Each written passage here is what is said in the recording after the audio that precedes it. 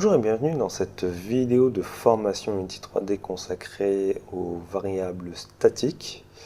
Il y a aussi les objets qui peuvent être statiques, mais c'est une notion qu'on verra beaucoup plus tard, puisqu'elle n'est pas vraiment utile. La variable statique, à quoi est-ce qu'elle sert en fait? Eh bien, il peut arriver que vous ayez besoin, pour une raison ou pour une autre, d'avoir une variable, les variables que l'on dit globales. C'est-à-dire, par exemple, que vous ayez besoin de compter votre nombre de cochons que vous avez dans votre scène. Eh bien, ça va peut-être poser problème, puisque si vous faites ça dans le script cochon, vous allez attacher un objet à votre cochon, et ça ne peut ne pas aller, puisque pour les compter, vous avez besoin d'une vue globale, et votre script, il est attaché sur chaque cochon. Un exemple, alors on va enlever ce script-là, et on va créer un nouveau script, create, C# script, comptage de cochons. On l'ouvre.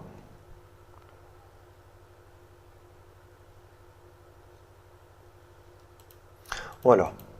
Alors ici, on va dire, vous allez me dire, facile, int, nombre de cochons. Puis ici, alors on va le mettre à 0. Puis ici, nombre de cochons. On va le mettre, on va l'incrémenter. Puis on va afficher le nombre de cochons. Debug.log. Nombre de cochons. Voilà, on fait ça. Et puis ça va marcher. Voyons voir. On va créer un cube. Ah non, on va créer une sphère. On va pas trop toucher à notre... J'ai dit une sphère. N'insultons pas notre cube fétiche. Et voyons ce qui se passe. Lecture. Ça a incrémenté et ça a affiché. Alors cette erreur, si vous avez ça, c'est pas vraiment une erreur, simplement vous avez un endroit où il y a un script qui n'existe plus, et donc du coup il dit qu'il n'existe plus. Vous allez me dire, oui, c'est génial, donc ça marche. Faisons un préfab de cette sphère et remettons-la sur notre scène. Là, j'en ai 5. Lançons notre programme. Et là, j'ai 5 sphères et il m'affiche 5 fois. Oui, puisque la variable ici, elle se lance, elle s'initialise à 0 pour chaque objet. Pour chaque objet, elle va au 0. Puis pour chaque objet, on l'incrémente. Donc on va avoir besoin d'une variable globale pour faire cette chose. Alors, c'est pas obligatoire, mais on va dire qu'on en a besoin.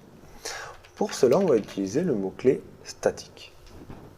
Le mot-clé statique, il va faire en sorte que ce soit la même variable commun à tous les instances de cette classe.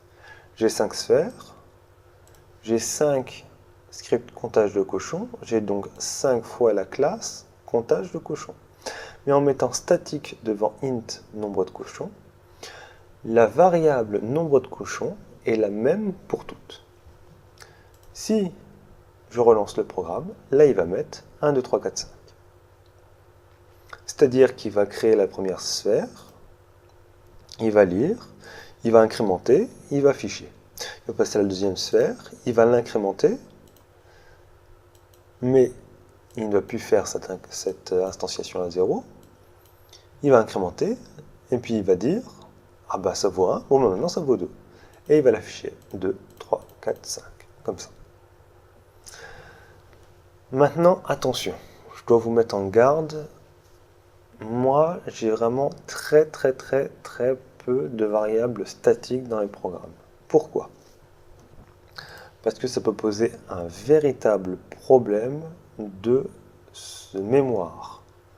Sachant qu'une variable statique, puisque Je ne sais pas si vous l'avez vu, mais on ne s'occupe pas trop de la mémoire depuis le début de cette formation.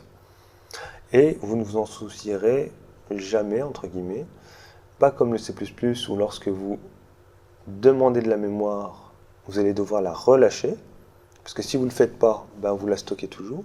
Dans le C#, il y a un système de garbage collector, un ramasse-miettes, qui va décider que quand vous n'avez plus besoin d'une variable, ben il enlève, point barre, et il fait ça tout seul dans son coin. Ben, le problème, c'est qu'avec une statique, il ne sait pas quand est-ce que vous en avez plus besoin ou pas. Conclusion, il va la garder en mémoire.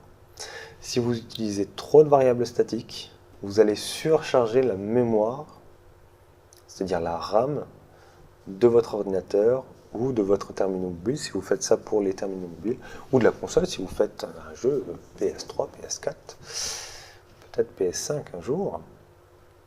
Et donc ça pose problème. Donc faites très attention avec les statiques. C'est très utile parce que ça me permet très facilement, si je mets un public, ça me permet très facilement d'y accéder à partir d'une autre variable, d'un autre script même. Je crée un autre script, je ne me soucie même pas du nom. Je l'ouvre. Et puis je lui dis, ben, vas-y, alors on va peut-être faire ça dans un update. Affiche-moi, alors c'est comptage de cochons, affiche-moi la variable nombre de cochons.